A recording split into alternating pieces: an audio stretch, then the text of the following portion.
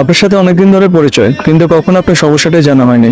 আজকে আপনি বলবেন আপনার কি সমস্যা। এত গুরুত্ব দিচ্ছেন যে অবহেলা করবেন না তো পরে। আপনার এমনটা কেন মনে হলো? আমি ভালোবাসা দেরিতে বুঝলেও অবহেলাটা খুব দ্রুতই টের পাই। মা বাবা নেই আমার, ভাইয়ের বাসায় থাকি।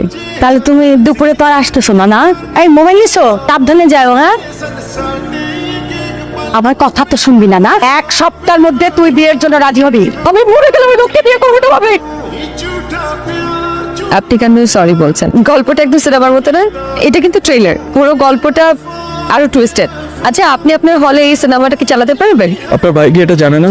না, কেন আপনি জানাননি কেন? ওটা আবার আরেকটা গল্প। আমাকে বলুন, আমি শুনতে চাই। সব গল্প কেন আপনাকে জানতে হবে? শুনলাম। মানুষ সাধারণত দুটো কারণে অন্য মানুষের দুর্দশার কথা শুনতে চায়। 1, সেটা শুনে তার আনন্দ পায়।